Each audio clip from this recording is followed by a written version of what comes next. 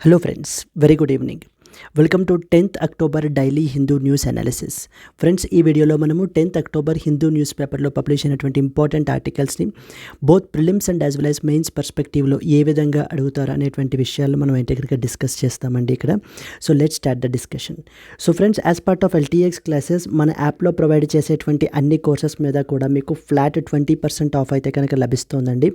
So as part of Dasara offer కిందన అయితే ఈ యొక్క ఆఫర్ మీకు ఓన్లీ 12th అక్టోబర్ వరకు మాత్రమే వ్యాలిడ్. ఇక్కడ స్క్రీన్ మీద కనిపించేటువంటి నెంబర్కి మీరు కాల్ చేసినట్లయితే మీకు ఏ విధమైన డౌట్స్ ఉన్నా కూడా మీరు క్లియర్ చేసుకుని మన యొక్క కోర్సెస్లో ప్రొవైడ్ చేసేటువంటి 20% ఆఫ్ని మీరైతే కనుక అవైల్ చేసుకోవచ్చు. And this was the website that you can visit.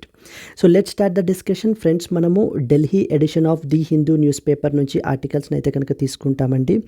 అక్కడ మనం పిక్ చేసుకుని ఇక్కడ డిస్కస్ చేస్తున్నాము. Let us start the agenda. అసలు ఏం ఇంపార్టెంట్ ఆర్టికల్స్ డిస్కస్ చేయాలి అనేది ఎజెండా చూద్దాము. The first and foremost one, Modi to hold the bilateral talks with leaders at ASEAN's India summit.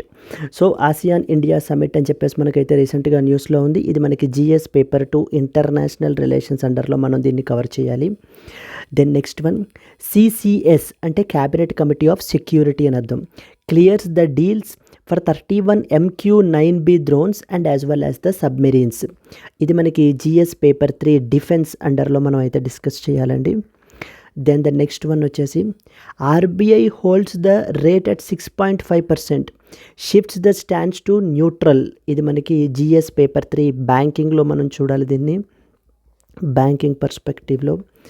And then next one, soon a new repository to bridge the climate risk data gaps అని చెప్పేసి publish అయింది. ఇది కూడా మనకి GS paper 3 RBI బ్యాంకింగ్కి సంబంధించి RBI and it's initiatives మనం చూస్తాము. Then next one, European union's CBAM deforestation norms are unilateral and arbitrary says finance minister. So ఇది కూడా మనకి ఏంటి అంటే GS పేపర్ 2 IR అండర్లో చూడాలి.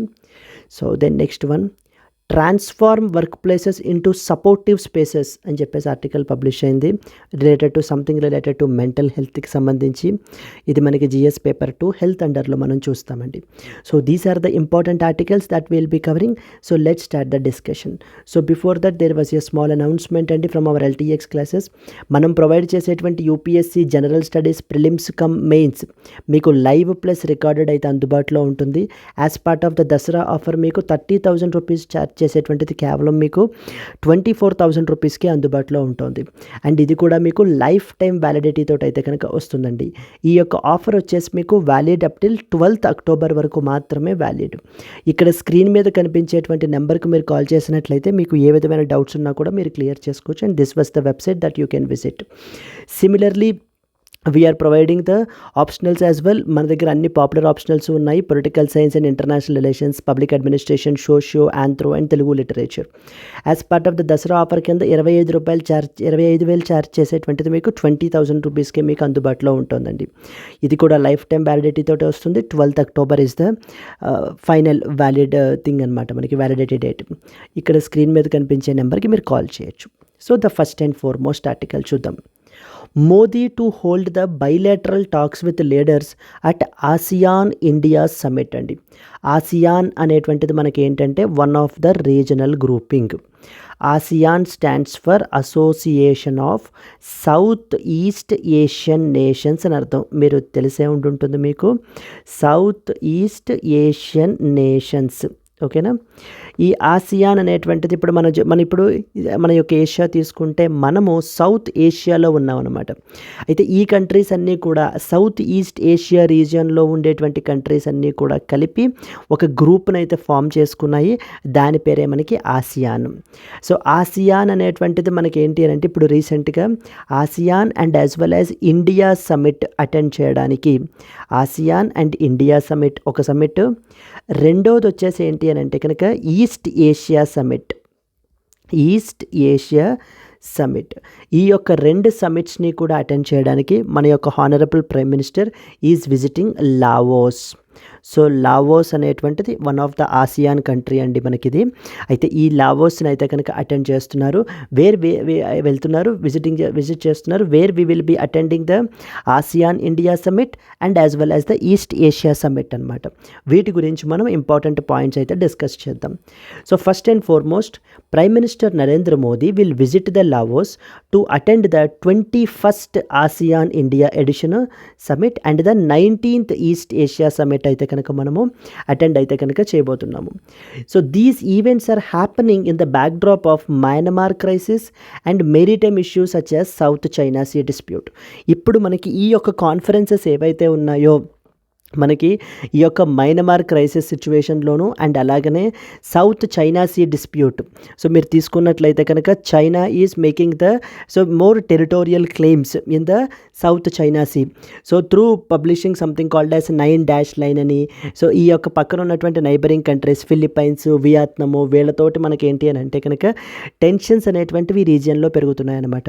అంటే ఇన్ దిస్ బ్యాక్ డ్రాప్, ఈ పరిస్థితుల్లో మనకి ఏంటి అని అంటే కనుక ఈ యొక్క India and as well as ASEAN summit అనేటువంటిది మనకి జరగబోతోంది అని చెప్పేసి మనకి చెప్తున్నారనమాట. అండ్ అలాగే ఈ 2024కి మనకి ఏంటి అని అంటే ఇంకొక సిగ్నిఫికెన్స్ కూడా ఉందండి. మనకి ఏంటి అని అంటే కనుక it was like act east policy అనేటువంటి దాన్ని మనకి లాంచ్ చేశారనమాట. యాక్ట్ ఈస్ట్ పాలసీ అనేటువంటిది as part of hour India's foreign policy, something called as act east policy అని చెప్పి మనం అయితే లాంచ్ చేయడం జరిగింది. ఇది మనకి 2014లో మనం లాంచ్ చేసామన్నమాట. To strengthen the countries with respect to east Asia and as well as the south east Asia. East and as well as the south east ఏషియాలో ఉన్నటువంటి కంట్రీస్ తోటి ఇంకా more and more economic collaboration పెంచుకోవడానికి, ఇంకా more and more strategic టైస్ని strengthen చేసుకోవడానికి మనకి 2014లో లాంచ్ చేశారు ఈ యొక్క act east policy. So 2024 now it was a decade as well. ఒక డెకేడ్ అయితే 10 సంవత్సరాలు అయితే కనుక కంప్లీట్ అయిపోయింది 2024 సమ్మిట్ అని చెప్పేసి రీసెంట్గా మనకి ఎక్స్టర్నల్ అఫైర్స్ మినిస్ట్రీ ఈ యొక్క పాలసీ గురించి కూడా మాట్లాడుతున్నారు. India is marking a decade of the act east policy this year and relations with ASEAN are a centre pillar of this act east policy. So ఈ యొక్క relations with respect to this ASEAN, ఈ యొక్క ASEAN countries తోటి మనకి ఏంటి అని అంటే కనుక as part of our policy they act as the central pillar అనమాట. Be it from the economic perspective or from the security perspective or from the connectivity perspective. For example connectivity perspective తీసుకున్నాం అనుకోండి, IMT highway అంటాం, India Myanmar Thailand trilateral highway అని చెప్పేసి మనం ఏంటి అని అంటే కనుక ఐఎంటీ హైవే లాంచ్ చేయడం జరిగింది. సో దెన్ అలాగనే మనకి ఏంటంటే కనుక Kaladan multi modal transit and transport project అనేటువంటిది లాంచ్ చేసాం. So to increase the connectivity with respect to that of the ASEAN countries, with ASEAN countries మనం ఏంటి అని అంటే కనుక ఈ యొక్క ఇనిషియేటివ్స్ని అయితే కనుక లాంచ్ చేయడం జరిగింది. మన యొక్క యాక్ట్ ఈస్ట్ పాలసీలో ఈ యొక్క సౌత్ ఈస్ట్ ఏషియన్ కంట్రీస్ ఏవైతే ఉన్నాయో, అంటే పర్టికులర్లీ ఆసియాన్ కంట్రీస్ ఏవైతే ఉన్నాయో they act as the central pillar in our relations అని చెప్పేసి మనకి చెప్తున్నారనమాట. So let us read some important points about the ఆసియాన్కి సంబంధించి మనం చూసుకున్నట్లయితే కనుక. సో ఆసియాన్కి సంబంధించి మనం చూసుకున్నట్లయితే important points, ASEAN stands for association of south east Asian nations అండి. It is a regional group that was established after the 1967 Bangkok declaration. So మనకి ఫార్మల్గా officially this group was formed after 1967 Bangkok declaration అనేటువంటి దాన్ని మనం sign చేయడం జరిగిందనమాట. అది అయిపోయిన తర్వాత as an outcome of this declaration a dedicated official group officially formed called as ASEAN అనేటువంటి గ్రూప్ని మనకి ఈ కంట్రీస్ అన్నీ కూడా ఫామ్ చేయడం జరిగింది. ఆసియాన్లో మనకి 10 మెంబర్ నేషన్స్ అయితే కనుక ఉంటారండి ఆసియాన్లో. లైక్ ఎవరెవరు అని అంటే కనుక కాంబోడియా, ఇండోనేషియా, లావోస్. ఇప్పుడు ప్రస్తుతం లావోస్లోనే మనకి ఈ ఇయర్ మీటింగ్ అనేటువంటిది జరగబోతోంది. The current chair for this particular year is Laos.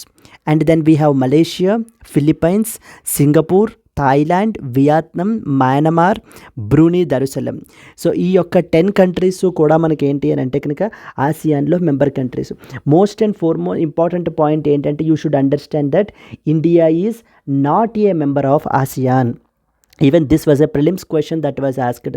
India మనకి ఆసియాన్ మెంబర్ నేషన్స్లో మనకి మెంబర్ కాదు, because ASEAN is association of south east Asian nations and they are saying that geographically India is a south Asian country instead of a south east Asian country అని చెప్పేసి మనకి చెప్తున్నారనమాట. So this was the first few important points that you are expected to know with respect to ASEAN. ASEAN సమిట్తో పాటు ఇంకొక summit కూడా attend చేస్తున్నారు కదండి, that is known as east Asia summit అనమాట. That is known as east Asia summit. ఈ east Asia summit మనకి చూసినట్లయితే కనుక ఆసియాన్ వాళ్ళే మనకి ఏంటి అని అంటే ఈ ఈస్ట్ ఏషియా సమిట్ అనేటువంటి మరొక ఇనిషియేటివ్ను కూడా మనకి తీసుకురావడం జరిగింది. ఈస్ట్ ఏషియా సమిట్ మనకి 2005లో మనకి ఎస్టాబ్లిష్ చేశారనమాట. అంటే అప్పటి నుంచి మనకి ఈ యొక్క ఈస్ట్ ఏషియా సమిట్ అయితే మనకి జరుగుతుంది. ఇది మొత్తం మనకి it brings together all the key partners to discuss political, security and as well as economic issues of strategic significance ఉండేటువంటి ఆస్పెక్ట్స్ అన్నీ కూడా డిస్కస్ చేయడానికి పెట్టుకున్నటువంటి ఒక ఇంపార్టెంట్ ప్లాట్ఫామ్ మనకి ఏంటంటే కనుక ఈ యొక్క ఈస్ట్ ఏషియా సమిట్ అండి. ఈస్ట్ ఏషియా సమిట్కి సంబంధించినటువంటి ఫస్ట్ సమిట్ 2005లో మనకి మలేషియా కౌలాలంపూర్లో మనకైతే కనుక జరిగింది. 2005లో మనకి కౌలాలంపూర్లో జరిగిందనమాట. And what is more another important point is east Asia సమిట్లో మొత్తం 18 మంది మెంబర్ నేషన్స్ ఉంటారు. ఆసియాన్లో 10 మెంబర్ నేషన్స్ ఉంటారు. ఈస్ట్ ఏషియా సమిట్లో మనకి 18 మెంబర్ నేషన్స్ ఉంటారు. దాంట్లో out of them 10 are ASEAN countries and the rest 8 are the dialogue partners అనమాట. Australia, China, India, Japan, New Zealand, Republic of Korea, Russia and United States of America. Here you should be clear that India is a member of ASEAN. Please be very India is a member of ASEAN కాదండి, just a minute, small correction. India is a member of east Asia summit. East Asia summit, yes. So మనకి ఏంటి అని అంటే India is not a member of ASEAN but India is a member of east Asia summit అనమాట. East Asia సమిట్లో మనం member. And ఈ 8 dialogue partners కూడా మీరు గుర్తుపెట్టుకోవాలి. ఎందుకని అంటే కనుక ఒక్కొక్కసారి మనకి ఏంటి అని అంటే కనుక which of the following are the dialogue partners అని చెప్పేసి కూడా మనకి ఏంటి అని అంటే ఇవ్వడం జరిగిందనమాట. ఈ 8 డైలాగ్ పార్ట్నర్స్ కూడా. So that is Australia, China, India, Japan, New Zealand, Republic of Korea, so Russia and as well as United States of America. ఇవి మనకి దేశాలు. And recently East Asia summit is scheduled to take place at లావోస్లో మనకి ఈ యొక్క East Asia summit కూడా along with the ASEAN India సమిట్తో పాటు ఈస్ట్ ఏషియా సమిట్ కూడా మనకైతే కనుక జరగబోతోంది. దానికి సంబంధించి మన యొక్క ప్రైమ్ మినిస్టర్ ఈ 2 సమిట్స్ అటెండ్ చేయడానికి ASEAN India summit, first one వచ్చేసి ASEAN India summit and the second one వచ్చేసి ఈస్ట్ ఏషియా సమిట్ అండి. సెకండ్ వన్ వచ్చేసి ఈస్ట్ ఏషియా సమిట్ అనమాట. ఈ 2 సమిట్స్ని అటెండ్ చేయడానికి అయితే వెళ్ళారు. Now in this context now you understood what is east Asia summit ఏంటో మనకు అర్థమైంది. అండ్ అలాగనే ఆసియాన్ ఏంటో బేసిక్స్ అర్థమయ్యాయి మనకి. Now let us see India and ASEAN together. India and ASEAN మనం టుగెదర్ చూసినట్లయితే as we previously said as part of this something called as act east policy that was launched by the prime minister in the year 2014. This ASEAN country act as a central pillar అనమాట. మనకి ASEAN countries are very very important for us, be it from the trade perspective or from that of the security perspective. ఈ యొక్క రీజియన్లో మనకి ఏంటి అని అంటే కనుక maintaining good relations with ASEAN countries is very very important. And దీనికి సంబంధించి మనం ఏంటి అని అంటే ఆసియాన్ కంట్రీస్ తోటి ఈ ఒక్క ఆసియాన్ ఇండియా సమిట్ అనేటువంటి ఒక చిన్న ప్లాట్ఫామ్తో మాత్రమే ఎంగేజ్ అవ్వమండి. సో చాలా మల్టీ లెవెల్ ఇంటరాక్షన్స్ అనేటువంటివి మనకు ఉంటాయన్నమాట India and as well as ASEAN countries మధ్యన. సో మీరు చూసినట్లయితే India engages with ASEAN at multi level interactions. Like for example apex లెవెల్లో అంటే ద టాప్ మోస్ట్ లెవెల్లో ఇప్పుడు మనం చూస్తున్నటువంటి ఆసియాన్ ఇండియా సమిట్ దాన్ని అటెండ్ చేయడానికే మనకి వెళ్ళారు కదా. So ASEAN India summit and foreign minister level, next దాన్ని సపోర్టింగ్ మీటింగ్స్ లెవెల్ తీసుకుంటే మినిస్ట్రీ లెవెల్ తీసుకుంటే ఫారిన్ మినిస్టర్ లెవెల్ మీటింగ్స్ అయితే కనుక ఉంటాయి. We have ASEAN India foreign ministers meeting is another important meeting. So దాన్ని ఇంకొంచెం కిందకు వస్తే సీనియర్ లెవెల్ మీటింగ్స్ కూడా మనకైతే కనుక ఉంటాయి between India and as well as ASEAN who meet regularly at different instances. So this clearly shows that India and as well as ASEAN మనకి ఏంటి అని అంటే కనుక at multiple levels we have the engagement with respect to these 2 countries అని చెప్పేసి. And apart from that ASEAN మనకి ఏంటంటే కొన్ని ఫ్రేమ్వర్క్స్ని క్రియేట్ చేశారండి. ఆ ఫ్రేమ్వర్క్స్లో కూడా మనము we actively engage with these frameworks as well. For example, India engages in ASEAN led frameworks like first one is east Asia summit. ఇప్పుడు ఇందాక మనం మాట్లాడుకున్నాం ఈస్ట్ ఏషియా సమ్మిట్ అని చెప్పేసి మనకి 2005లో మనకి క్రియేట్ చేశారు అని చెప్పేసి. So this east Asia summit కూడా మనకి ఏంటి అని అంటే one of the ASEAN lead initiative, అంటే వీళ్ళే పెట్టినటువంటి ఇనిషియేటివ్ అనమాట. అయితే apart from east Asia summit we have the other initiatives like something called as ARF అంటారు, ఆసియాన్ రీజనల్ ఫోరం అని, నెక్స్ట్ వచ్చేసి ADMM ప్లస్ అని, ASEAN defence ministers meeting place where the defence ministers will meet. ఇందాక మనకి ASEAN India foreign ministers meeting, ఇది మనకి defence ministers meeting. Next వచ్చేసి maritime issues గురించి డిస్కస్ చేయడానికి ఎక్స్పాండెడ్ ఆసియాన్ మేరీటైమ్ ఫోరం అని చెప్పేసి EAMF. అంటే ఈ విధంగా ఇండియా మనకి ఏంటంటే మల్టీ లెవెల్ ఇంటరాక్షన్స్ ఉంటాయి. అండ్ అలాగనే మనకి ఏంటి అని అంటే కనుక we interact with multiple ASEAN led frameworks ఏవైతే క్రియేట్ చేసిందో వాటన్నిటితోటి కూడా మనం ఏంటి అని అంటే కనుక లీడ్ చేయడం జరుగుతుంది. ASEAN and India trade relations గురించి ఒక 2 పాయింట్లు మనం మాట్లాడుకుంటే, ఈరోజు ASEAN is the India's 4th largest trading partner అండి. It is the India's 4th largest trading partner. That means with a bilateral trade reaching around the $70 billion worth trade మనకి India and as well as ASEAN మధ్యన అయితే నడుస్తుంది.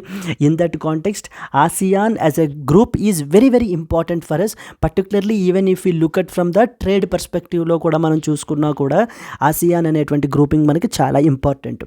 With respect to connectivity projects గురించి మనం చూసినట్లయితే కనుక, so in order to enhance the connectivity as we said which is one of the components under act east policy, మనకి ఏమేంటి అని అంటే కనుక IMT హైవే అని చెప్పేసి మనం పెట్టామన్నమాట. India Myanmar Thailand trilateral highway, IMT highway అని చెప్పేసి మనకి ఏంటి అని అంటే కనుక ఒక ఇనిషియేటివ్ని లాంచ్ చేశారు in order to enhance the connectivity. And అలాగనే సెకండ్ వన్ వచ్చేసి మనకి కాలాదాన్ మల్టీ మోడల్ ప్రాజెక్ట్ అని చెప్పేసి మనం మయన్మార్లో అయితే కనుక క్యారీ అవుట్ చేస్తున్నామండి. Where this project will also help us to connect to our north eastern states. మన యొక్క నార్త్ ఈస్టర్న్ స్టేట్స్కి కూడా మనం ఏంటి అని అంటే ఇంకా ఈజీగా కనెక్ట్ అయ్యే విధంగా మనం ఏంటి అని అంటే ఈ కాలాదాన్ మల్టీ మోడల్ ప్రాజెక్ట్ని అయితే కనుక తీసుకుని వచ్చాము. These are some of the connectivity projects between India and as well as the ASEAN, and these are the trade relations perspective with respect to India and ASEAN, different frameworks under the India and ASEAN, and ఏ లెవెల్స్లో మనం engage అవుతున్నాము అనేటువంటిది కూడా మనం చూడడం జరిగింది. And what are the challenges? So apart from that there are challenges as well. First and foremost challenge ఏంటి అని అంటే రైజింగ్ ట్రేడ్ డెఫిసిట్ అండి. India and as well as ASEAN మధ్యన ఫ్రీ ట్రేడ్ అగ్రిమెంట్ అయితే కనుక ఉంది. That was signed in the year way back 2009. But however despite this particular agreement, this agreement is more favourable towards China, towards ASEAN అనమాట. So more favourable towards ASEAN అంటే ఏంటంటే మనము ఆసియాన్కి exports and as well as imports తీసుకున్నాం అనుకోండి. So exports are less when compared with that of the imports. మనం అంటే ఎలా చెప్పాలి అని అంటే మీకు ఇప్పుడు మనం ఎక్స్పోర్ట్ చేసేటువంటిది తక్కువ, ఎవరికి? ఆసియాన్ కంట్రీస్కి. ఇంపోర్ట్ చేసుకునేటువంటిది ఎక్కువ అనమాట. అంటే ఈ ఫ్రీ ట్రేడ్ అగ్రిమెంట్ ద్వారా ఆసియాన్ వాళ్ళు బెనిఫిట్ అవుతున్నారు because of due to the market access that we are giving to ASEAN countries. But అలానే వాళ్ళ మార్కెట్ యాక్సెస్ని మనము ఎఫెక్టివ్గా యూటిలైజ్ చేసుకోలేకపోతున్నాము, మనం ఎఫెక్టివ్గా వాళ్ళకి ఎక్స్పోర్ట్ చేయలేకపోతున్నాము. దాని మూలాన ఏమవుతుంది అని అంటే India and as well as ASEAN మధ్యన ట్రేడ్ డెఫిసిట్ అనేటువంటిది విపరీతంగా పెరిగిపోతుంది. Even this issue was also recently raised by the Prime Minister as well మనకి. So therefore rising trade deficit is one such very serious issue అండి. And రీసెంట్గా మనం మీరు చూసినట్లయితే కనుక ఓకే, సెకండ్ ఇంపార్టెంట్ ఏంటంటే limited connectivity. Okay, despite the projects like IMT highway, Kaladan projects ఉన్నా కూడా మనకి ఏంటి అని అంటే కనుక వాటి యొక్క డెవలప్మెంటల్ ఇది మాత్రం గ్రోత్ మాత్రం ఏంటి అని అంటే వెరీ స్లోలీ మనకైతే మూవ్ అవుతుందండి. Limited connectivity is another important aspect. Third important ఏంటంటే increased presence of China. So India and as well as ASEAN relations గురించి మాట్లాడుకుంటున్నట్టుగానే ASEAN and as well as China relations కూడా with respect to even trade విషయంలో మనం తీసుకున్నా కూడా they are much more ahead than that of the India and as well as the ASEAN అండి. And another important initiative ఇప్పుడు మనకి ఏం జరుగుతుంది అని అంటే కనుక ఈ మధ్యన బైలాటరల్ ఎంగేజ్మెంట్స్ అనేటువంటివి ఇంక్రీజ్ అవుతున్నాయి. So India is preferring now more towards bilateral engagement instead of ASEAN as a group. So ASEAN as a గ్రూప్గా మనం ఏంటి అని అంటే కనుక కాకుండా కొలాబరేషన్లో we are increasing the bilateral engagements. Like for example రీసెంట్గా మనకి so honourable prime minister has visited the Brunei అయితే వెళ్ళారు, నెక్స్ట్ వచ్చేసి సింగపూర్ అయితే కనుక వెళ్ళారు. ఈ విధమైనటువంటి bilateral visits and bilateral relations అనేటువంటివి మనకి ఇంకా ఇంక్రీజ్ అయితే కనుక అవుతున్నాయి. This trend is going on అండి. So these are the some of the important challenges between India and as well as the ASEAN countries. So foremost important ఏంటంటే rising trade deficit is main important issue. Then limited connectivity, ఈ యొక్క limited connectivity ఉండడం వలన అంటే IMT and as well as Kaladan projects కన్నా కూడా China వాళ్ళ యొక్క belt and as well as road initiative, that connectivity project is moving fast. So than that of these connectivity projects as a result మనకి limited connectivity వల్ల మనం the full potential between India and as well as ASEAN మనము leverage అయితే కనుక చేసుకోలేకపోతున్నాము. So third important as I said, so the increased presence of China. So China యొక్క presence అనేటువంటిది increase అవ్వటం వల్ల మనం ఏంటి అని అంటే కనుక even that decreases our influence in the over this particular region. Yes, so these are the important points and down the line once this visit is concluded, so there some sort of agreements, some sort of these things will be signed. Then alagane one more important challenge enti అని అంటే కనుక RCEP అనేటువంటి అగ్రిమెంట్ని తీసుకొచ్చారనమాట ASEAN వాళ్ళు. Something called as RCEP అంటే ఏంటంటే regional comprehensive economic partnership అని అర్థం. Regional comprehensive economic partnership. ఈ యొక్క రీజనల్ కాంప్రిహెన్సివ్ ఎకనామిక్ పార్ట్నర్షిప్ అనేటువంటి అగ్రిమెంట్ కూడా మనకి ఏంటి అని అంటే కనుక సో ఈవెన్ ఇండియా మనకి లాస్ట్ మినిట్లో మనము ఈ యొక్క ఆర్సీఈపీ నుంచి కూడా మనం బయటికి రావడం అయితే కనుక జరిగింది. Even this is also which caused a serious disappointment to these ASEAN countries అనమాట. అంటే మనకి వాళ్ళ యొక్క మార్కెట్ యాక్సెస్ అనేటువంటిది తగ్గిపోతుంది. So that more market access ఉండడానికి ఈ యొక్క ఆర్సీఈపీ అనేటువంటి దాన్ని పెట్టడం జరిగింది. Yes, so these are the important. మన యొక్క కంట్రీ ఏంటి అని అంటే కనుక మన యొక్క domestic agricultural sector, domestic dairy sector, farmer కమ్యూనిటీని ప్రొటెక్ట్ చేయడం గురించి మనం ఏంటంటే ఈ యొక్క ఆర్సీఈపీని మనము సైన్ చేయలేదండి. This is the first important article that you are expected to know about. Very clear, India is not a member of ASEAN, but India is a member of East Asia Summit. East Asia Summit lo manam member kani ASEAN lo manam member kaadu. East Asia Summit lo manaki 18 member nations aithe kanaka untaru.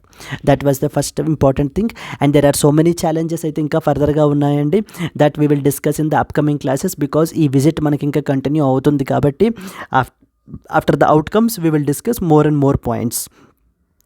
Moving to that of the second article, CCS clears the deal for M31 MQ-9B drones and as well as submarines.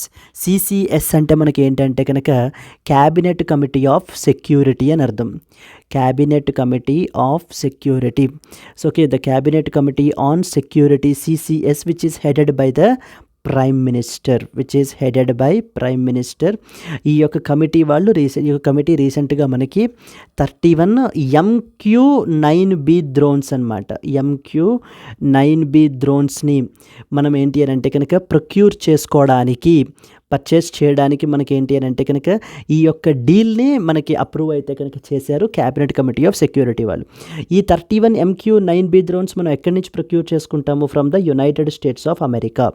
United States of అమెరికాలో మనకి we have a defence company that is general atomics. So general Atomics వాళ్ళు ఏంటి అని అంటే కనుక వీటిని produce అయితే కనుక చేస్తారు.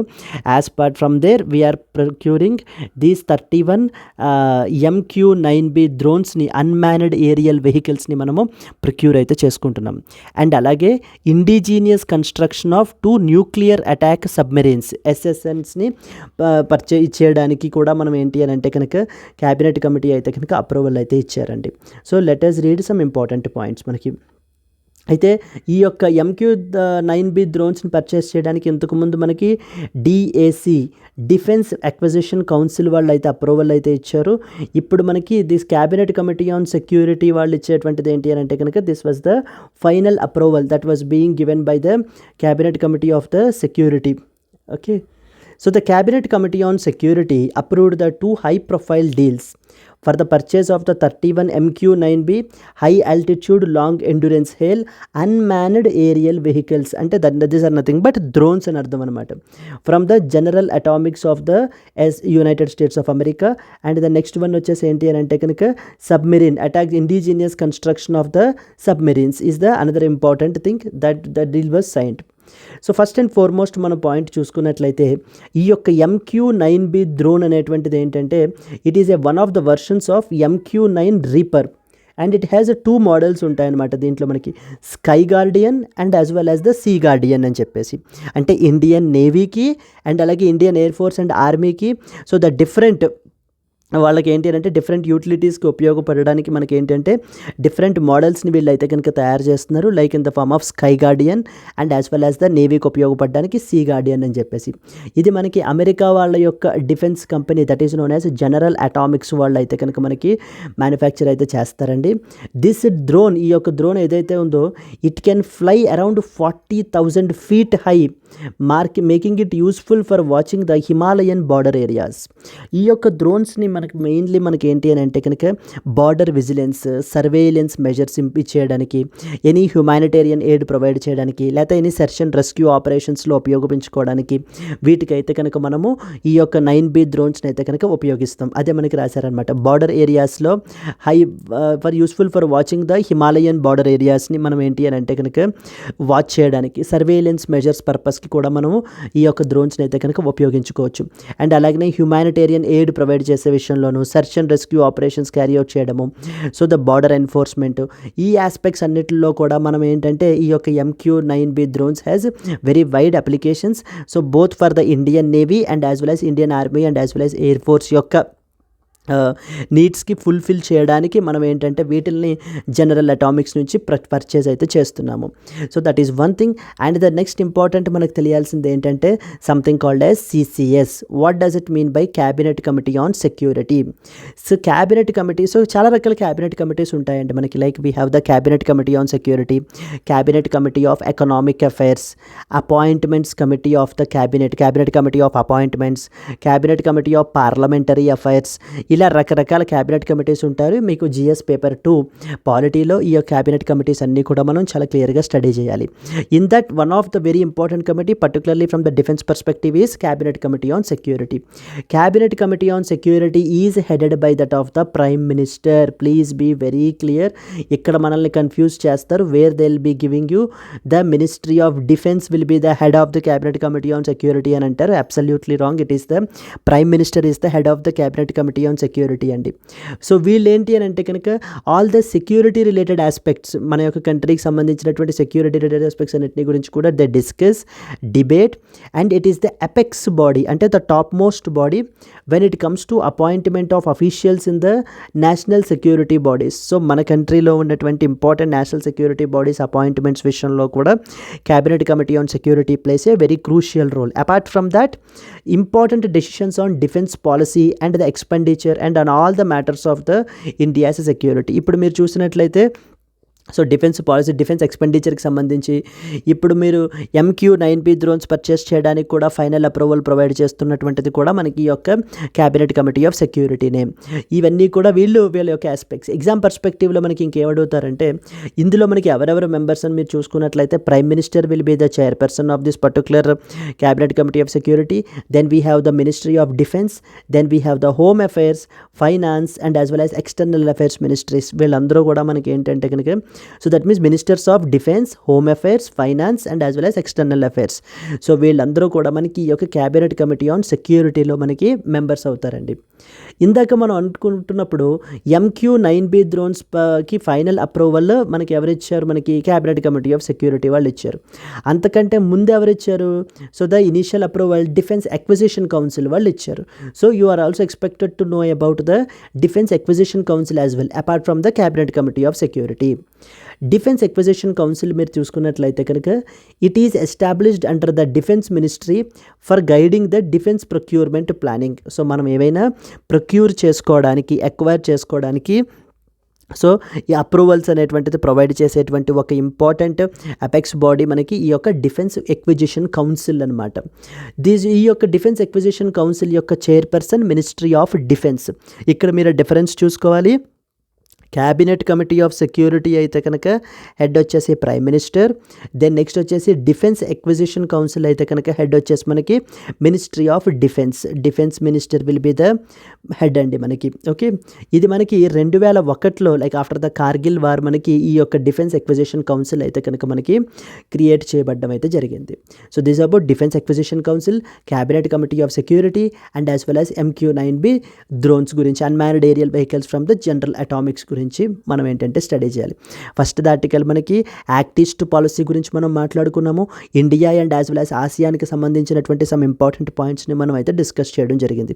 Wear we talked about east Asia summit as well.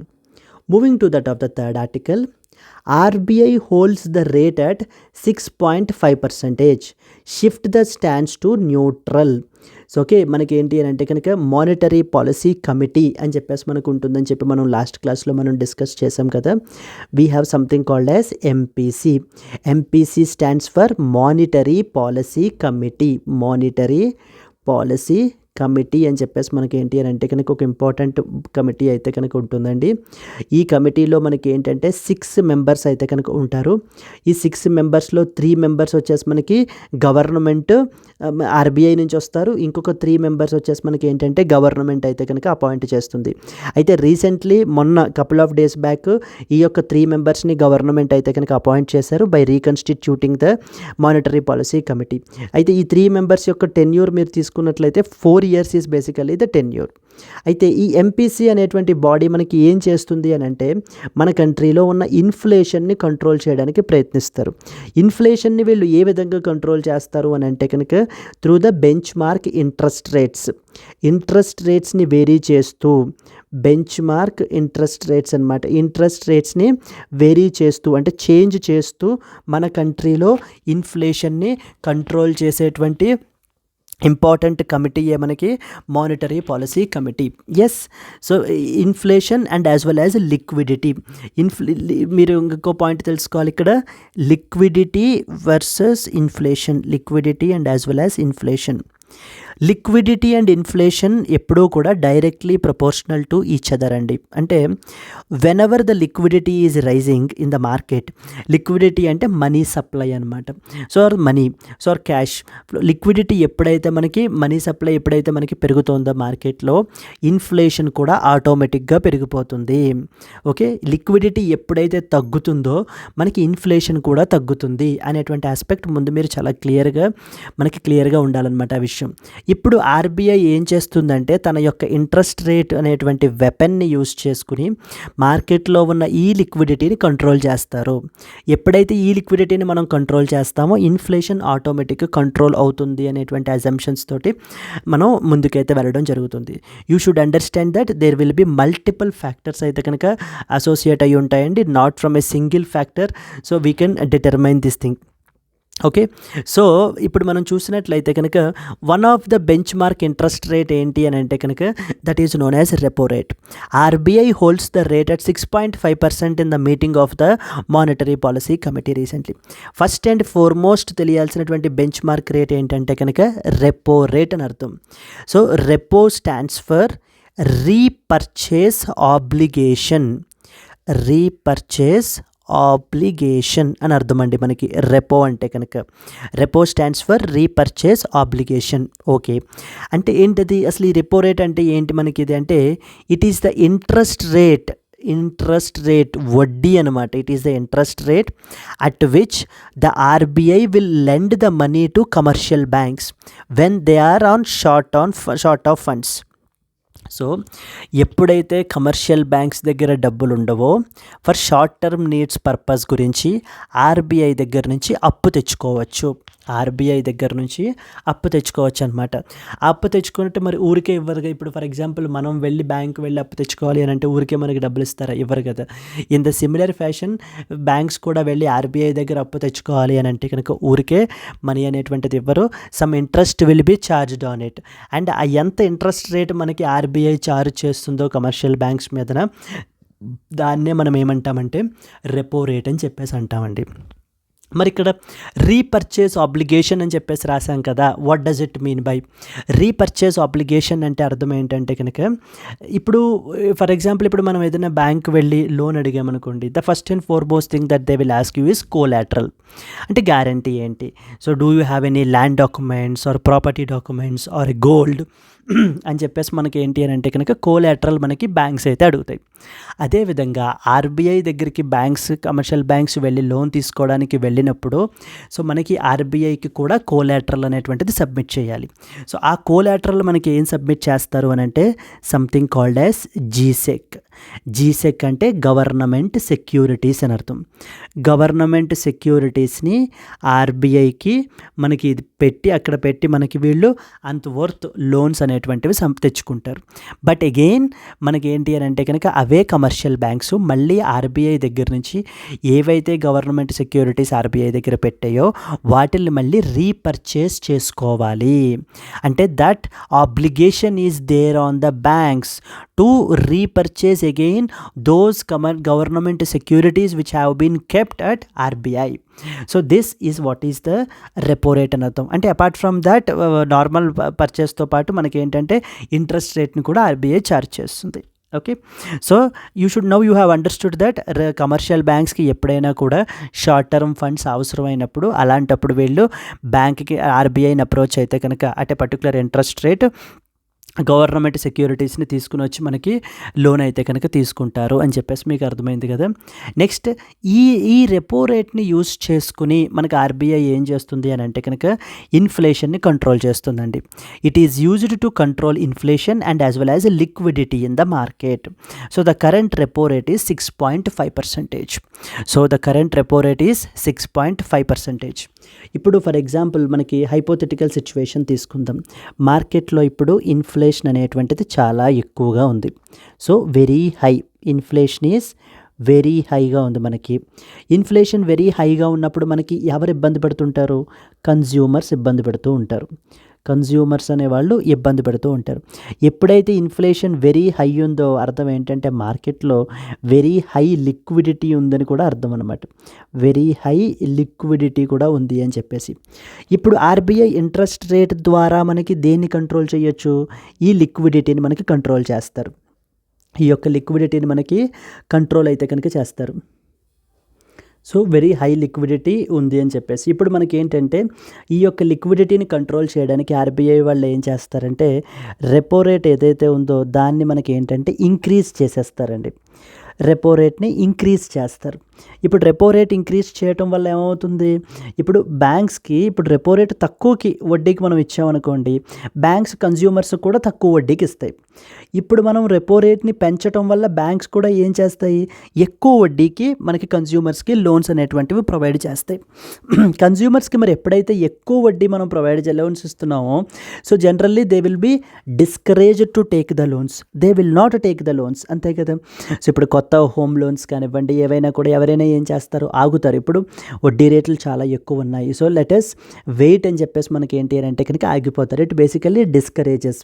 ఇలా డిస్కరేజ్ చేయడం వల్ల over a period of time మార్కెట్లో మనకి ఏమవుతుంది అని అంటే కనుక లిక్విడిటీ అనేటువంటిది తగ్గుతుంది. సో లిక్విడిటీ అనేటువంటిది తగ్గటం వల్ల అలా డిస్కరేజ్ చేస్తారు. అండ్ అలాగే డిపాజిట్ చేసేవాళ్ళు కూడా మనకి ఏంటి అని అంటే కనుక పెరుగుతారు. వడ్డీ రేట్లు ఎక్కువ ఉన్నాయని చెప్పేసి పీపుల్ కూడా ఏం చేస్తారు అంటే వాళ్ళ దగ్గర ఉన్నటువంటి లిక్విడిటీ మనీని అంతటిని తీసుకొచ్చి సో బ్యాంక్స్లో పెట్టడం అనేటువంటిది చేస్తారు. Over a period of time మార్కెట్లో లిక్విడిటీ అనేటువంటిది తగ్గిపోతుంది. లిక్విడిటీ తగ్గిపోవడం వల్ల మనకి ఏమవుతుంది? ఇన్ఫ్లేషన్ కూడా మనకి కంట్రోల్ అవుతుంది. This is what is the idea అండి. ఓకే, ఈ విధంగా మనకి ఏంటి అని అంటే కనుక రెపో రేట్ అనేటువంటి ఇన్స్ట్రుమెంట్ని యూజ్ చేసుకుని ఆర్బీఐ మార్కెట్లో ఉన్న లిక్విడిటీ సప్లైని పెంచడము తగ్గించడము చేస్తూ ఉంటారనమాట. ఎస్, ఇది అలాగే మనకి ఏంటి అని అంటే కనుక ఇప్పుడు opposite stance. For example inflation is very low, inflation very లోగా ఉందనుకోండి, ఇంకా ఎకనామిక్ గ్రోత్ని ఇంకా ప్రొపెల్ చేయాలి, ఇంకా ఇంక్రీజ్ చేయాలి అన్నప్పుడు వడ్డీ రేట్లు తగ్గిస్తారు. ఎప్పుడైతే వడ్డీ రేట్లు తగ్గిస్తారో దెన్ ఏంటి అని అంటే కనుక people will be encouraged to take more and more loans so that more and more economic activity will take place. When more and more economic activity takes place, money supply అనేటువంటిది మార్కెట్లో increase అవుతుంది. When money supply in the market is increased, so then automatically what happens? liquidity will increase. When the liquidity is increased, inflation will increase. So government have a target kada 4% plus or minus 2% target undi kadandi, like 6% highest target, 2% lowest. అంటే ఈ band width మధ్యలో inflation rate అనేటువంటిది ఉండాలి ఆర్బీఐకి మనకి. అందుకని చెప్పేసి ఏంటి అని అంటే కనుక ఈ రెండింటి మధ్యలో ఇన్ఫ్లేషన్ని మెయింటైన్ చేస్తారు. ఎస్, ఇది కంట్రోల్ చేయడానికి మనకి ఏం చేస్తారు? ఈ రెపో రేట్ అనేటువంటి ఇన్స్ట్రుమెంట్ని ఉపయోగించుకుంటారు. రీపర్చేస్ ఆబ్లిగేషన్ అని చెప్పేసి అర్థం మనకి. సెకండ్ ఇంపార్టెంట్ వన్ ఏంటంటే రివర్స్ రెపో రేట్. ఇప్పుడు మనకి opposite of what repo rate is. ఇందాక ఆర్బీఐ ఛార్జ్ చేసింది కమర్షియల్ బ్యాంక్స్ అయితే కనుక అప్పు తీసుకున్నారు. ఇప్పుడు ఆర్బీఐ ఏం చేస్తుందంటే కమర్షియల్ బ్యాంక్స్ నుంచి అప్పు తీసుకుంటుంది అనమాట. సో అంటే ఆర్బీఐ దగ్గర డబ్బులు లేకపోవడంగా కాదండి, లేకపోవడం వల్ల కాదు, బ్యాంక్స్ దగ్గర ఉన్నటువంటి లిక్విడిటీని అబ్జర్వ్ చేసేసుకోవడానికి ఆర్బీఐ ఏం చేస్తుంది, బ్యాంక్స్ దగ్గర ఉన్నటువంటి ఎక్సెస్ లిక్విడిటీని మనకి ఏంటంటే అబ్జర్వ్ చేసేసుకోవడానికి ఏం చేస్తారు, లిక్విడిటీని అబ్జర్వ్ చేసుకోవడానికి ఏం చేస్తారు అని అంటే కనుక ఈ యొక్క రివర్స్ రెపో రేట్ ద్వారా మనకి డబ్బులు అనేటువంటివి వాళ్ళ దగ్గర నుంచి తీసేసుకుంటుంది. మరి ఎప్పుడైతే ఆర్బీఐ రివర్స్ రెపో రేట్ ద్వారా బ్యాంక్స్ నుంచి తీసేసుకుంటుందో ఇంకా బ్యాంక్స్ లోన్స్ ఇవ్వలేరు కదా కన్జ్యూమర్స్కి. సో దాని మూలాన కూడా మనం లిక్విడిటీ అనేటువంటి దాన్ని తగ్గించవచ్చు. చూడండి, it is the rate at which the RBI will borrow the money when there is excess liquidity in the market. Whenever there is an excess liquidity in the market, అప్పుడు కూడా మనకి ఏం చేస్తుంది అని అంటే బ్యాంక్స్ నుంచి అబ్జర్వ్ చేసుకోవడానికి ఈ యొక్క రివర్స్ రెపో రేట్ని యూస్ చేస్తారండి. కరెంట్ రివర్స్ రెపో రేట్ మీరు చూసుకున్నట్లయితే ఇట్ ఈస్ అరౌండ్ 3.35% అయితే కనుక ఉంది according to the latest update మనకి. Moving forward to the next important one, we have something called as a standing deposit facility. Standing deposit facility లో మనకి ఏమవుతుంది అని అంటే కనుక whenever these banks have the excess liquidity, so this is the rate at which the RBI will allow the banks to park the excess liquidity. excess liquidity మనకి RBI దగ్గర park చేయడానికి for temporary purposes మనకి ఈ యొక్క standing deposit facility అనేటువంటి దాన్ని మనకి RBI అయితే పెట్టిందనమాట. దెన్ నెక్స్ట్ వన్ వచ్చేసి something called as MSF. MSF stands for marginal standing facility అని అర్థం. ఇది కూడా ఈ విండోలో కూడా మనకి ఏంటంటే బ్యాంక్స్ వెళ్ళి ఆర్బీఐ దగ్గర నుంచి అప్పు తెచ్చుకుంటాయి. ఈ విండోలో కూడాను it is the rate at which the banks can borrow from RBI in an emergency situation when the inter bank liquidity dried up. అంటే సో జనరల్లీ ఏదైనా ఒక బ్యాంక్కి for their short term liquidity needs ఒకవేళ డబ్బులు కావాలి అని అనుకోండి, so then in that context మనకి ఏం చేస్తారు అని అంటే కనుక ఆ పక్కన ఉన్న బ్యాంక్స్ దగ్గర తీసుకుంటారు. ఒకవేళ అక్కడ కూడా డ్రై అప్ అయిపోయింది అనుకోండి, సో దెన్ ఏం చేస్తారు అని అంటే మళ్ళీ ఆర్బీఐ దగ్గరికి, అంటే రెపో రేట్కి ఇప్పుడు మొత్తం రెపో రేట్ ద్వారా కంప్లీట్లీ తీసేసుకోవడం కుదరదండి. There will be a threshold value ఉంటుందన్నమాట. అంటే రెపో రేట్లో కొంతవరకు మాత్రమే లిమిట్ ఉంటుంది. ఇంకా లిమిట్ ఎగ్జాస్ట్ అయిపోతే కనుక ఇంకా దాంట్లోంచి మనం ఏంటి అని అంటే కనుక మనీ అనేటువంటి దాన్ని ఆర్బీఐ నుంచి తెచ్చుకోవడం కుదరదు. అలాంటప్పుడు మనకి ఏం చేస్తారు, బ్యాంక్స్ ఏం చేస్తాయి, ఇంటర్ బ్యాంక్ తీసుకోవడానికి ప్రయత్నిస్తాయి. ఒకవేళ ఇంటర్ బ్యాంక్ లిక్విడిటీ కూడా డ్రై అప్ అయిపోతే ఇంకా లాస్ట్ ఆప్షన్ ఏంటంటే మళ్ళీ ఆర్బీఐ దగ్గరికే వెళ్ళి ఏం చేయడం అని అంటే లోన్ అనేటువంటిది తీసుకుంటారు. దాన్నే మనకి అండర్ మార్జినల్ స్టాండింగ్ ఫెసిలిటీ అని చెప్పేసి అర్థం మనకి. It is the rate at which the banks will borrow from RBI in an emergency situation when the inter bank liquidity dries up. So completely inter bank liquidity dry up అయిపోయినప్పుడు, but MSF will be higher than that of the repo rate. So okay, MSF rate will be higher than that of repo rate. అప్పుడు కూడా మనకి ఏంటంటే RBI ఏం చేస్తుంది, అప్పిస్తుంది, but కానీ ఇంకొంత వడ్డీ, ఎక్స్ట్రా వడ్డీతోటి మనకి ఏంటి అని అంటే కనుక అప్పు అనేటువంటిది ఇస్తుందండి. That is known as marginal standing facility. So వీటికి సంబంధించినటువంటిది మీకు ఇంకా డీటెయిల్డ్ ఎక్స్ప్లెనేషన్ కావాలి అని అనుకుంటే కనుక మన యొక్క ఛానల్లో మనం ఆల్రెడీ చేసి ఉంచామండి. You can watch that particular video as well. Marginal standing facility, standing deposit facility, వీటికి సంబంధించినటువంటివన్నీ కూడాను in brief we have discussed here. All the majority of the things మనం ఏంటి అంటే కనుక ఇక్కడ కవర్ చేయడం అయితే కనుక జరిగింది.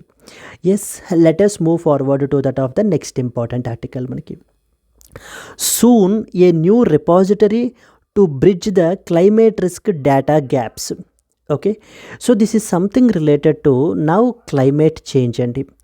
క్లైమేట్ చేంజ్కి సంబంధించినటువంటి ఆస్పెక్ట్ గురించి so reserve bank of India వాళ్ళు అంటే ఫైనాన్షియల్ లెండర్స్ మీదన ఏ విధమైనటువంటి ఇంపాక్ట్ పడుతుంది అనేటువంటి దాన్ని అసెస్మెంట్ క్యారీ అవుట్ చేయమన్నారు. ఫైనాన్షియల్ ఇన్స్టిట్యూషన్స్ మీదన ఏ విధమైనటువంటి ఇంపాక్ట్ పడుతుంది ఈ యొక్క క్లైమేట్ చేంజ్ వల్ల అని చెప్పేసి. అయితే బట్ కానీ డేటా ఈజ్ ఇన్ఎడిక్వేట్. డేటా అంతా కూడా ఒక ఫార్మాట్లో లేదు, కంప్లీట్లీ ఇట్ ఈజ్ ఫ్రాగ్మెంటెడ్గా ఉందన్నమాట. సో మరి కంప్లీట్లీ ఫ్రాగ్మెంటెడ్గా ఉన్నప్పుడు మనము ఈ యొక్క క్లైమేట్ రిస్క్ అనాలిసిస్ అనేటువంటి దాన్ని మనము క్యారీ అవుట్ చేయలేము. క్లైమేట్ రిస్క్ అనాలిసిస్ని మనము క్యారీ అవుట్ చేయలేము. అందుకని చెప్పి ఇప్పుడు రిజర్వ్ బ్యాంక్ ఆఫ్ ఇండియా వాళ్ళే ఒక పర్టికులర్ రిపాజిటరీని క్రియేట్ చేస్తున్నారు. ఆ రిపాజిటరీ పేరే మనకి ఏంటి అని అంటే కనుక RBCRIS అని అర్థం. RBCRIS which stands for reserve bank climate risk information system అని అర్థం. Climate risk information system, CRIS, climate risk information system. Yes, ఇప్పుడు మీరు కాంటెక్స్ట్ చూసినట్లయితే the RBI has proposed a data repository namely the reserve bank climate risk information system, RBCRIS అని చెప్పేసి మనకి ఇస్తారు. ఇక్కడ straight away climate risk information system అని చెప్పేసి మనకి రీసెంట్గా అయితే స్టార్ట్ చేశారు. అయితే ఈ యొక్క ఎవరు స్టార్ట్ చేశారని చెప్పేసి అడుగుతారండి మనకి. Where they will be the options like ministry of environment, forest and climate change అని చెప్పేసి ఇస్తారు. Please be very clear, climate risk information system అనేటువంటి దాన్ని మనకి reserve bank of India propose చేస్తున్నటువంటి ఒక రిపాజిటరీ అనమాట. రిజర్వ్ బ్యాంక్ ప్రపోజ్ చేస్తున్నటువంటి ఒక రిపాజిటరీ మనకిది. Yes, okay, so the ministry of environment, forest and climate change అంటారు. Absolutely wrong, it is the reserve bank of India's initiative మనకి. Okay, ఈ యొక్క రిపాజిటరీ అండర్లో మనకి ఏంటంటే డేటా అంతటినీ కూడా ప్రొవైడ్ చేస్తారనమాట for carrying out the climate risk analysis. అంతటినీ కూడా climate risk analysis carry out చేయడానికి అంటే ఫైనాన్షియల్ సిస్టమ్ మీదన క్లైమేట్ చేంజ్ యొక్క రిస్క్ ఏ విధంగా ఉంటుంది అన్నది క్యారీ అవుట్ చేయడానికి complete data. So like beat meteorological data కానివ్వండి, లేకపోతే green house gas emissions related data, okay, మొత్తం అంత డేటా అంతటినీ కూడా మనకి ఏంటి అని అంటే కనుక ఈ రిపాజిటరీలో స్టోర్ చేస్తారు. సో దట్ అప్పుడు గ్రాన్యులర్ లెవెల్లో మనకి అనాలిసిస్ చేయటం వల్ల ఏమవుతుంది అని అంటే ఈ యొక్క ఫైనాన్షియల్ సిస్టమ్ మీదన ఇంపాక్ట్ని మనం మిటిగేట్ చేయడానికి, లేకపోతే లోన్స్ అవి ఇచ్చేటప్పుడే మనం ఏంటంటే ఈ క్లైమేట్ రిస్క్ని కూడా దృష్టిలో పెట్టుకుని మనం లోన్స్ అనేటువంటివి ప్రొవైడ్ చేయటం వల్ల ఆ యొక్క లోన్ డిఫాల్ట్స్ని మనము తగ్గించవచ్చు అన్న ఉద్దేశంతో మనకి ఈ యొక్క రిపాజిటరీని అయితే మెయింటైన్ చేస్తున్నారండి, ఇప్పుడు క్రియేట్ చేస్తున్నారు. దీన్ని ఏంటంటే 2 పార్ట్స్లో మనకి ప్రొవైడ్ చేస్తున్నారనమాట. To bridge the gap in the climate related data for the entities. The first part will be a web based directory listing various data sources like meteorological data. ఈ important data అంతా కూడా మనకి RBI వెబ్సైట్లోనే మనకి ఏంటి అంటే it would be accessible. Second part would be a data portal comprising the processed data in standardised formats. So processed data అంటే data అంతటిని నీట్గా ఫార్మాట్ చేసి కంప్లీట్గా ఒక స్టాండర్డ్ ఫార్మాట్లో పెట్టడం వల్ల అంటే డేటా సెట్స్ని మనకి ఏంటంటే ఇక్కడ పెడతారనమాట ఇన్ ద ఫిక్స్డ్ నార్మల్ డేటాలో. సో అలా పెట్టడం వల్ల మనం ఏం చేయొచ్చు, కావాల్సినటువంటి క్రిటికల్ అనాలిసిస్ ఏదైతే క్యారీ అవుట్ చేయాలో where we can take the usage of artificial intelligence as well to carry out that particular analysis. So that we can accurately predict the required things manaki. This access to this data would be made available only to the regulated entities for improving their climate risk assessment. RBI Governor Shaktikant Das announced on Thursday. ఇప్పుడు మనకి ఏంటంటే రకరకాలటువంటి climate change వల్ల మనకి risks ఉంటాయండి. So first and foremost మనం తీసుకుంటే కనుక damage to that of the assets. Damage to assets అంటే ఇప్పుడు క్లైమేట్ చేంజ్ ఇండ్యూస్డ్ ఫ్లడ్స్ కానివ్వండి, లేకపోతే ఎనీ డ్రాట్స్ ఆర్ ఎనీ రావడం వల్ల మనకి ఏమవుతుంది అని అంటే కనుక ఇన్ఫ్రాస్ట్రక్చర్ దెబ్బపడుతుంది, రియల్ ఎస్టేట్ దెబ్బపడుతుంది. దీని వలన ఏంటంటే హ్యూజ్ ఫైనాన్షియల్ లాసెస్ అనేటువంటివి జరుగుతాయి. అలాగే ఇప్పుడు మనకి లోన్ డిఫాల్ట్స్ అనేటువంటివి కూడా మనకి ఇంక్రీజ్ అయ్యే అవకాశాలు ఉంటాయి. ఇప్పుడు ఫర్ ఎగ్జాంపుల్ ఏదైనా ఒక పర్టికులర్ బిజినెస్కి మనము లోన్ అనేటువంటిది ఇచ్చాము. క్లైమేట్ చేంజ్ కారణంగా మనకి ఏంటి అని అంటే కనుక if that particular business is facing a huge financial difficulties, so దాని మూలన ఏమవుతుంది, అప్పుడు కూడా వాళ్ళు ఏంటి అని అంటే కనుక మనకి లోన్ అనేటువంటిది పే చేయలేరు. సో దేర్ఫోర్ లోన్ డిఫాల్ట్స్ అనేటువంటివి కూడా మనకి ఏంటి అని అంటే కనుక ఇంక్రీజ్ అవుతాయి అన్నమాట.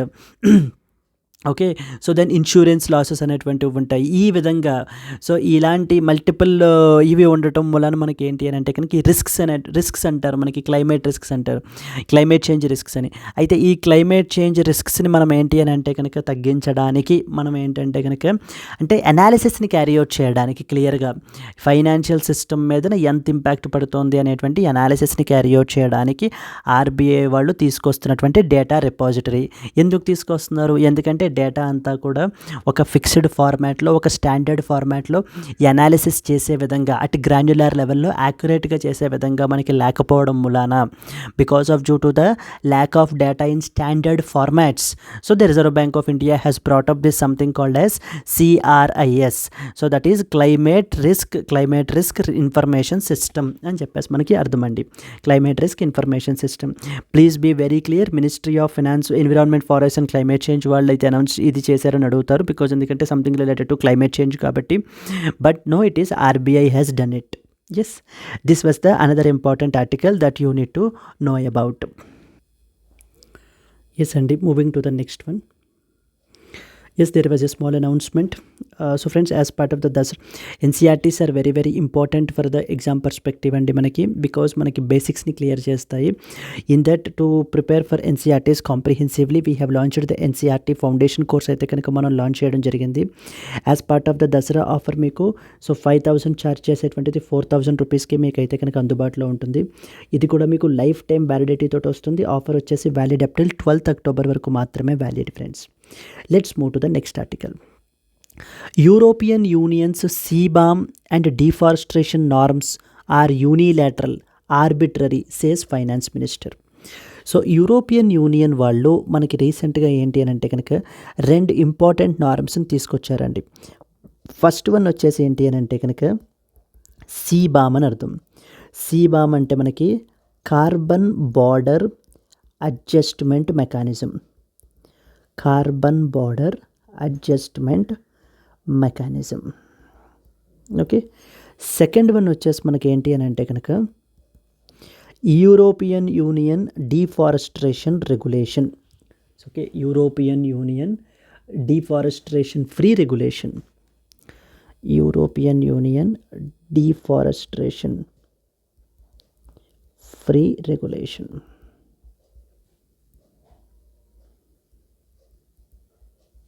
Okay, first one is CBAM and second one is EUDR. First the CBAM వచ్చేసి మనకి ఏంటి అని అంటే it's like a kind of reducing the carbon emissions. Carbon ఎమిషన్స్ని రెడ్యూస్ చేయడానికి it's a kind of tax that will be imposed by the European union. So European యూనియన్లోకి వేరే దేశం నుంచి ఏవైతే కార్బన్ ఇంటెన్సివ్ గూడ్స్ ఏవైతే మనకి ఇంపోర్ట్ చేసుకుంటారో వాటి మీద kind of tax that will be imposed by the European union.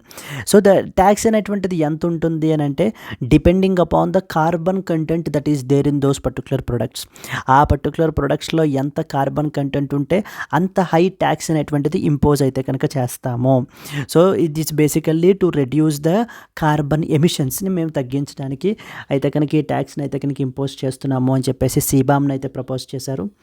Second one వచ్చేసి ఏంటంటే European union deforestation free regulation, EU deforestation free regulation. ఇదేంటి అని అంటే కనుక మనకి సో ఇది మనకి రీసెంట్గా రెగ్యులేషన్ తీసుకొచ్చారండి. కోర్ ఆబ్జెక్టివ్ ఏంటి అని అంటే కనుక consumption in European union should not result in deforestation elsewhere.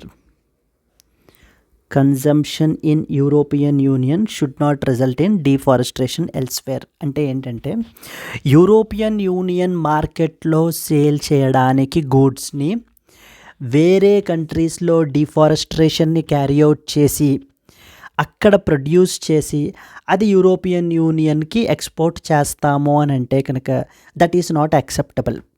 So European union is trying to say that it is trying to mitigate the global deforestation. అంటే యూరోపియన్ యూనియన్ మార్కెట్ యొక్క ఇంపాక్ట్ని global deforestation మీద తగ్గించడానికి తీసుకొచ్చినటువంటి initiative. అంటే ఇప్పుడు European union వాళ్ళకి ఏదైనా ఒక పర్టికులర్ ప్రోడక్ట్ని ఎక్స్పోర్ట్ చేస్తున్నాం అనుకోండి, వీళ్ళకి ప్రూవ్ చేయాలన్నమాట. ఏమని ప్రూవ్ చేయాలట, ఇది మనకి డిసెంబర్ మనకి 2020 దాటిన ల్యాండ్స్ని డిఫారెస్ట్రేట్ చేసిన తర్వాత డిఫారెస్ట్రేషన్ క్యారీ అవుట్ చేసి ఆ ల్యాండ్స్ మీద ప్రొడ్యూస్ చేసింది కాదు అని చెప్పి వాళ్ళకి ప్రూవ్ చేయాలన్నమాట. So these products are basically not from those lands which are deforestated after December 2020. అంటే January 1, 2021 నుంచి మేమేంటి అని అంటే కనుక అప్పుడు డిఫారెస్ట్రేషన్ క్యారీ అవుట్ చేసి ఆ యొక్క ల్యాండ్స్ మీద మేము ఈ ప్రొడక్ట్స్ని మేము ప్రొడ్యూస్ చేసి మీకు అయితే ఎక్స్పోర్ట్ చేస్తున్నాము కాదు అని చెప్పేసి it is a deforestation free products ఇవన్నీ కూడా అని చెప్పి యూరోపియన్ యూనియన్ వాళ్ళకి ప్రూవ్ చేయాలి. అప్పుడు మాత్రమే వాటిని అయితే ఇంపోర్ట్స్ అయితే కనుక యాక్సెప్ట్ చేస్తారు, లేకపోతే they will B subjected to the huge penalties. So అంటే దీనివల్ల ఏమవుతుందంటే యూరోపియన్ యూనియన్ వాళ్ళు డిఫారెస్ట్రేషన్ ఫ్రీ ప్రొడక్ట్స్ని అంటే యూరోపియన్ యూనియన్లో సేల్ చేయడానికి సో డిఫారెస్ట్రేషన్ని ఇప్పుడు ఈ మధ్యకాలంలో క్యారీ అవుట్ చేయకూడదు. That is the dead line is like 2021. Carry out చేసి మనకి ఏంటి అని అంటే కనుక మన కంట్రీకి ఎక్స్పోర్ట్ అయితే చేయకూడదు. సో అని చెప్పేసి మనకి ఏంటి అని అంటే రెగ్యులేషన్ని తీసుకుని వచ్చారు.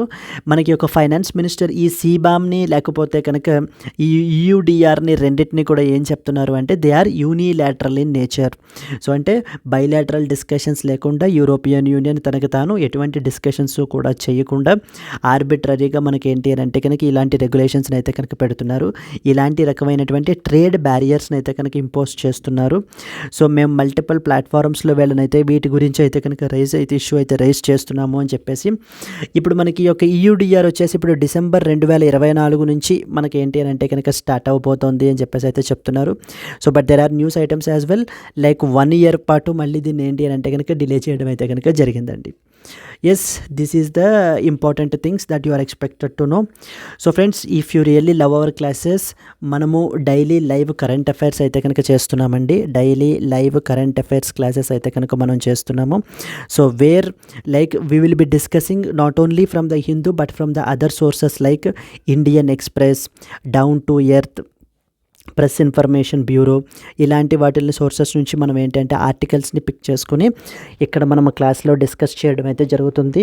If you really love our classes you can look in to this particular live course కూడా మీరు అయితే కనుక జాయిన్ అవ్వచ్చు. ఇది మీకు మనకి 5,000 రూపీస్కి మీకు అందుబాటులో ఉంటుంది. But as part of the Dasara offer కేవలం మీకు 4,000 రూపీస్కి మీకు లైఫ్ టైం వ్యాలిడిటీ తోటి వస్తుందండి. లైఫ్ టైం వ్యాలిడిటీ తోటి అయితే కనుక వస్తుంది మీకు.